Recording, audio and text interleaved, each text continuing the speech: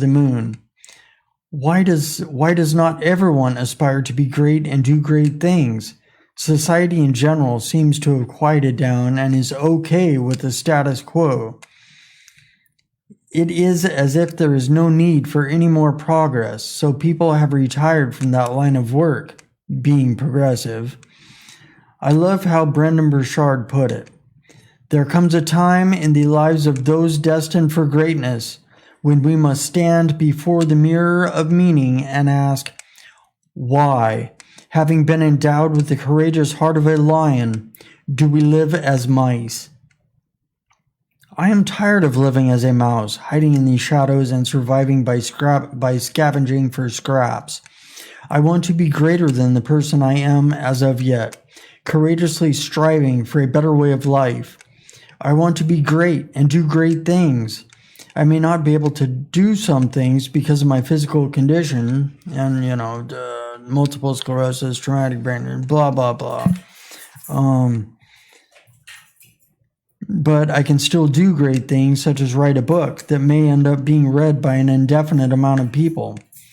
Writing a book is a great thing of itself, but if I can inspire or help to motivate even one person to become greater than the person they currently are and not settle for mediocrity, then that is even greater.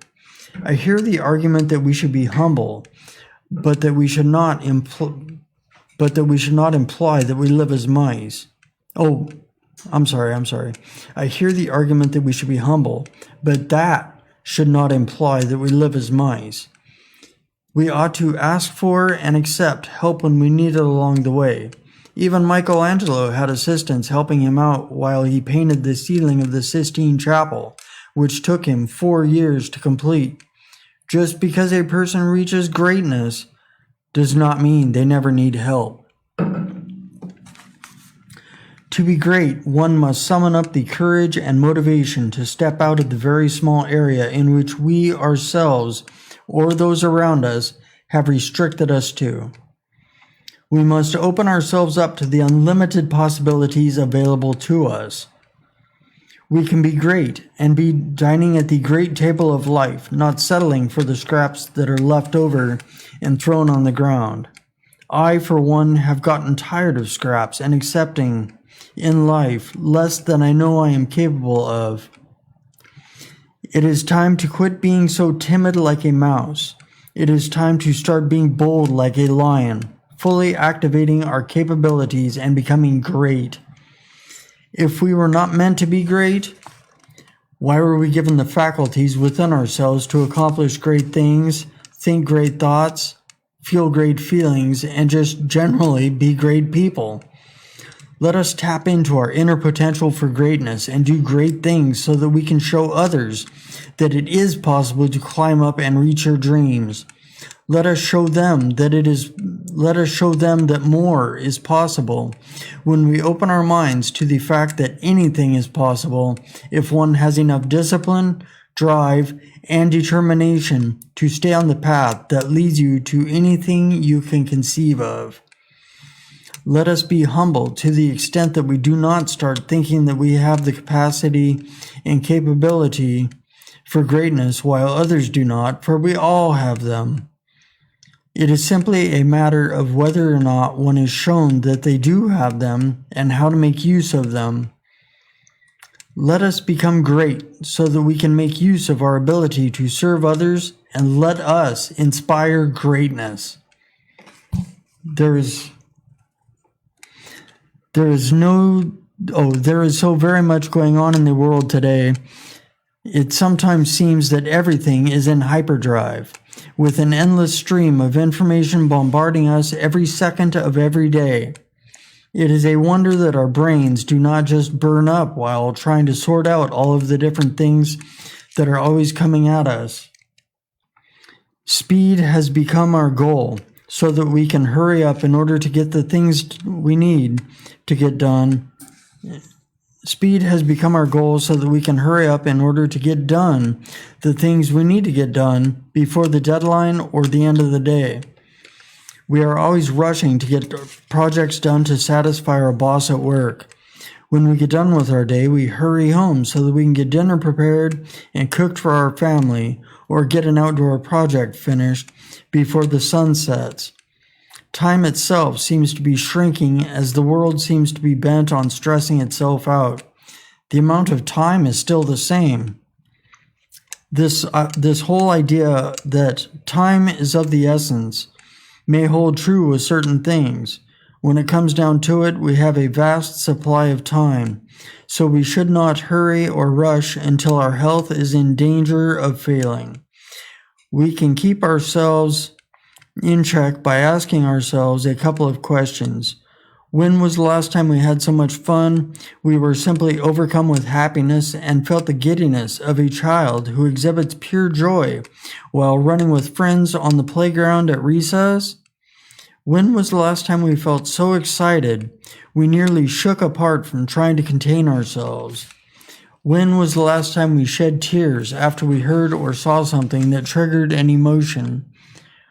When was the last time we felt so much love for someone we could easily spend every moment with them for the remainder of our lives? When was the last time we laughed so hard our chest hurt and our eyes welled up with tears? Life is more than doing. Life is not supposed to be lived so strenuously that we become a sort of zombie, void of any passion for it. We tend to get so caught up in the daily rigors of our jobs and routines outside of work that we lose our zest for life. We become impassive, just doing what we need to do in order to get through whatever life may toss in our path.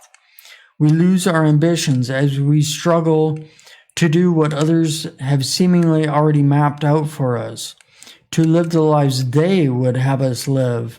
We lose track of our lives.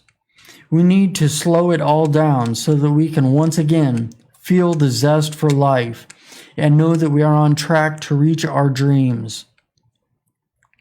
We also need to slow down so that we can more deeply feel emotions instead of simply saying to ourselves, "That is definitely an emotion. Next." We need to take the time to recognize what we are thinking and feeling. We need to be fully present and experiencing every moment and feeling every emotion in order to be fully alive.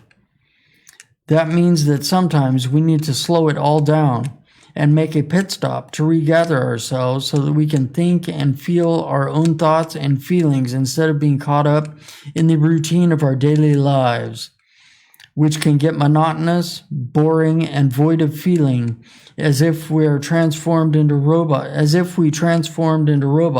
somewhere along the way.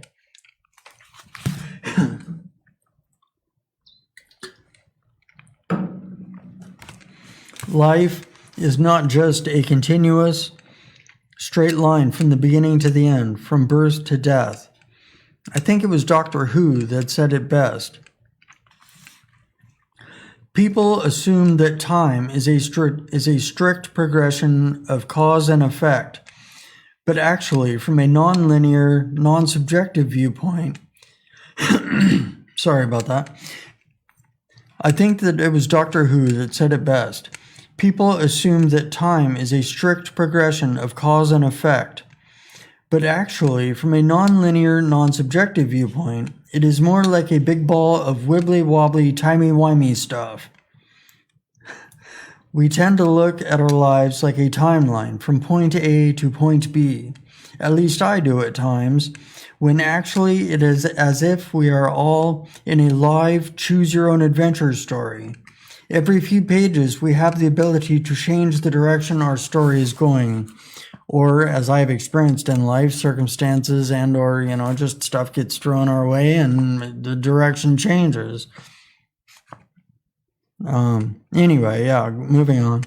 However, when we are going from day to day, activity to activity, without really feeling and thinking too much during or in between, then the magic of the moment is lost in the mix. We lose touch with exactly who we are and what we are here to do. We lose track of our dreams, goals, and aspirations, replacing those with the desires of others, living how they would have us live our lives as if they were their lives. Let us not get caught up in this rush, the supposed need to get everything done as fast as possible, as it does not need to be done as soon as we think. We need to slow down. We need to slow down. We have grown accustomed to living, doing, and being so fast that we have lost the ability to fully experience the individual moments of our lives.